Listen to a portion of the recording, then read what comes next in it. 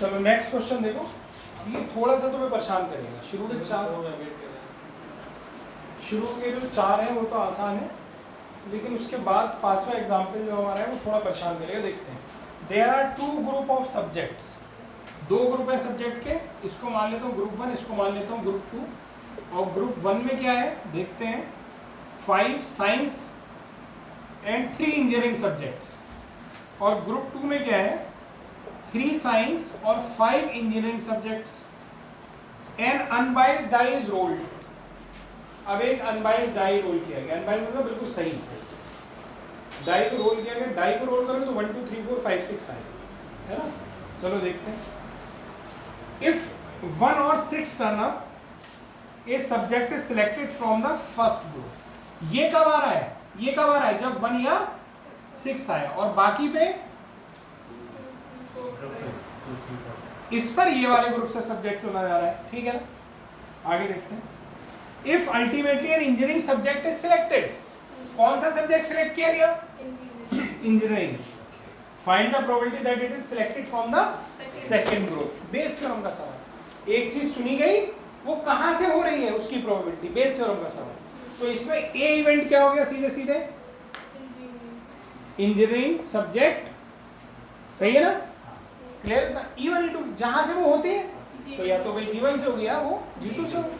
तो E1 हमारा क्या हो गया एक्चुअली G1, और E2 हमारा क्या हो गया G2। अब ये पूछ रहा है कि ग्रुप 1 से हुआ हो, हुआ क्या है, इवेंट ए हो चुका है, कहां से हुआ, ग्रुप 1 से, यानी कि E1 से हुआ, ये पूछा, ठीक है ना। क्लियर। इसमें नई चीज अभी सीखने को मिलेगी। अच्छा E2 से पूछ रहा है, तो E2 कर देते हैं। तो अब इसका फॉर्मूला लिखते हैं पहले। तो फॉर्मूला क्या होगा, P(E2)/A। याद रखने की कोई जरूरत नहीं है, इतना बड़ा फॉर्मूला है। इसको उल्टा कर दो पहले, तो PA/E2 multiplied by PE2 upon, इसी को एज इट इज लिख दो, PA/E2 multiplied by PE2 plus PA/E1 multiplied by P। Clear इतना। चलो PA/E2, चलो छोड़ो पहले PE2 यानी ग्रुप 2 की प्रोबेबिलिटी। तुम इन दोनों में से ग्रुप 2 चुनोगे, उसकी क्या प्रोबेबिलिटी होगी, 1/2। तो तब होती जब इसका कोई खेल ही ना हो। इनको चुन कब रहे हो, जब पासे पर 1 या 6 आता है तो ये चुनते हो, और पासे पे 2 3 4 5 आता है तो ये चुनते हो। यानी इसको चुनने की प्रोबेबिलिटी क्या है, 2/6। और इसको चुनने की प्रोबेबिलिटी क्या है, समझ गए मेरी बात। तो ग्रुप 1 को चुनने की जो प्रोबेबिलिटी है, यहाँ पर लिख देता हूँ P(G1) या P(E1), क्योंकि E1 को हमने G1 माना है। कितना हो गया, 2/6। और E2 की कितनी हो गई, 4/6। अब इसके बाद क्या चाहिए, मैं फॉर्मूले में देखो, A/E2। A मतलब engineering subject, engineering subject from E2 यानी ग्रुप 2। तो यहाँ से इंजीनियरिंग सब्जेक्ट की प्रोबेबिलिटी कितनी होगी, 5/8। तो PA/E2 कितना हो जाएगा, 5/8। और PA/E1 क्या हो जाएगा, 3/8। आ गई सारी वैल्यू, पुट कर दी आंसर है, इजी ही नहीं। लेकिन इसमें नई बात क्या थी, ये वाली, कि उनकी प्रोबेबिलिटी 1/2 नहीं होगी। वो किससे, देखो सिंपल सा फंडा, किस बेस पे तुम ये चुन रहे हो, तो पासे के बेस पे चुन रहे हो, तो उसके हिसाब से प्रोबेबिलिटी बताएंगे, ठीक। चलो नेक्स्ट क्वेश्चन है हमारा। इन ए सेट ऑफ 10 कॉइन्स, 10 कॉइन्स थे हमारे पास, इसमें से 2 कॉइन जो है वो डबल हेडेड है, मतलब उनमें दोनों साइड हेड है, बाइस्ड है। और 8 जो है वो फेयर कॉइन है, जैसे नॉर्मल कॉइन होता है। इसमें जो 2 कॉइन है वो कैसे हैं, उसमें दोनों साइड क्या है, हेड, दोनों साइड क्या है, हेड। और ये जितने भी कॉइन है 8 के 8 वो नॉर्मल कॉइन है, जिसमें हेड और टेल दोनों आ सकता है। आगे बढ़ते हैं। एक coin is selected at random. अब कोई कॉइन सेलेक्ट किया है, यहाँ से 10 है कॉइन, 10 में से एक कॉइन। अब 10 में 2 टाइप के हैं, एक 2 हेडेड वाला और एक फेयर वाला। आगे बढ़ते हैं। एंड टॉस्ड 5 टाइम्स, इसमें से एक कॉइन निकाला गया और उसको 5 बार टॉस किया गया। If all the 5 times the result was head. अब उसने बता दिया, इवेंट ए क्या हो गई, कि सिलेक्ट करके क्या किया गया, toss 5 times and head, every time head आया। यही तो हुई इवेंट। जो सिलेक्ट करते हैं उसके साथ क्या हुआ, वो इवेंट ए हो गई हमारी। Find the probability that the selected coin had heads on both side. इसकी क्या प्रोबेबिलिटी है कि जो कॉइन तुमने सिलेक्ट किया है वो बोथ साइड हेड वाला है, यानी वो कहां से आया होगा, या तो यहां से या यहां से, तो जहां से आता है वो E1 E2 होता है।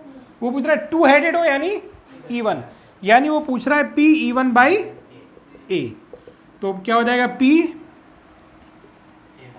E by E1 into P1 upon P A by E1 into P1 plus P A by E2 into P2। सही है इतना? चलो पहले P1 और P2, ठीक। तो P1 की प्रोबेबिलिटी 2/10, टोटल 10 थे ना। E1 वाले यानी दो हेड वाले जो कॉइन है वो दो हैं, तो P1 कितना हो गया मेरे पास, और P2 कितना हो गया 8/10। अब PA बाई E1, यानी E1 से कॉइन चुना गया, E1 से कॉइन चुना गया और उससे हेड आए, 5 बार टॉस किया, यानी पहली बार, दूसरी बार, तीसरी बार, चौथी बार, पांचवी बार। सही है? इसकी क्या प्रोबेबिलिटी होगी कि हर बार हेड आए? 1 होगी, क्योंकि वो 2 हेडेड कॉइन है ना, उसको तुम उछालोगे तो हेड ही आएगा। तो पहली बार उछाला तो भी हेड आया, दूसरी बार उछाला तो भी हेड आया, तीसरी बार, चौथी बार हेड ही आएगा, तो हर बार प्रोबेबिलिटी कितनी हो जाएगी? कोई डाउट इसमें? यानी ये मल्टीप्लाई करोगे तो 1 हो गया। फिर PA बाई E2, यानी अगर कॉइन यहां से है तो हेड आने की प्रोबेबिलिटी 5 बार, तो अब कॉइन तो फेयर है तो अब 1/2 होगी, तो हर बार कितनी होगी? 1/2, 1/2, 1/2, 1/2, 1/2, यानी ये आ जाएगा 1/32। कोई दिक्कत इसमें? कोई डाउट है? उठा करके फॉर्मूले में रख दो, सारी चीज़ें तो निकाल दी मैंने यहाँ। पॉज कर दो।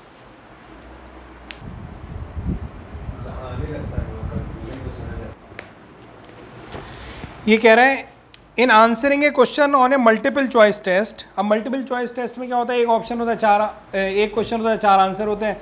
बहुत सारे बच्चे गैस करके मारते रहते हैं और कुछ बच्चों को आंसर पता होता है, वहीं पर बेस्ड क्वेश्चन है। ए स्टूडेंट इधर नोज द आंसर, या तो वो आंसर जानता है या वो गैस करता है, यही तो होता ही है ना। Let 3/4 be the probability that he knows the answer. इसकी प्रोबेबिलिटी कितनी है? 3/4, he knows the answer.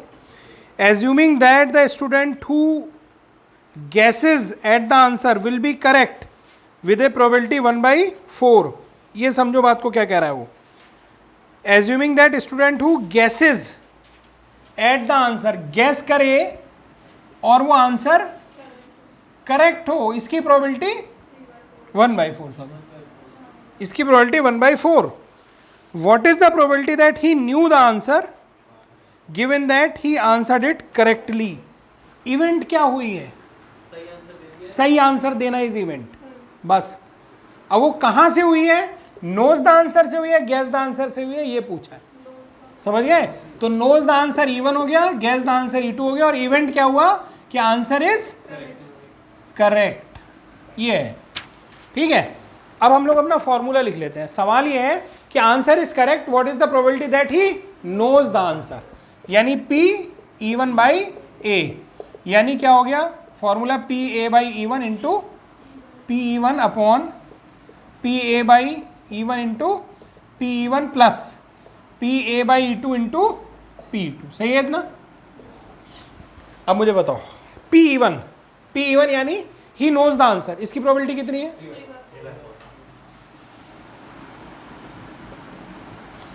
PA by E1, A मतलब करेक्ट, करेक्ट हो और यहां से हो, करेक्ट हो और नोज से हो, मतलब he knows the answer and answer will be correct. इसकी क्या प्रोबेबिलिटी होगी? 1। तुम्हें अगर आंसर पता है तो सही होने की प्रोबेबिलिटी तो 1 हो गई ना, नहीं समझे? If you knows the answer तो तुम करेक्ट ही तो मार्क करोगे, गलत थोड़ी भी मार्क कर दोगे, मजाक कर रहोगे तो कर दोगे। तो यहां ये पूछा गया है कि PA by E1, correct answer E1 से आए, करेक्ट आंसर यहां से है, अगर वो आंसर जानता है तो करेक्ट ही देगा ना, तो ये प्रोबेबिलिटी कितनी हो गई। इसमें ये डेटा बच्चों को मिसिंग लगता है, इसलिए सवाल टफ लगता है, ये डेटा मिसिंग लगता है बस, और कोई बात नहीं। तो अब ये मालूम हो गया 1, ये मालूम हो गया 3/4। चलो अच्छा, करेक्ट आंसर गैस करने पर, तो गैस करने पर करेक्ट आंसर है उसकी प्रोबेबिलिटी उसने, और P2 यानी वो आंसर गैस करता है, इसकी प्रोबेबिलिटी क्या है। तो भाई दो ही ऑप्शन तो हैं, या तो नो होगा या गैस करेगा। तो अगर नोस करने की 3/4 है तो गैस करने की कितनी हो गई, यानी 1/, तो ये भी हो गया 1/। समझ गया, अपने आप करके देखो एक बार इसको।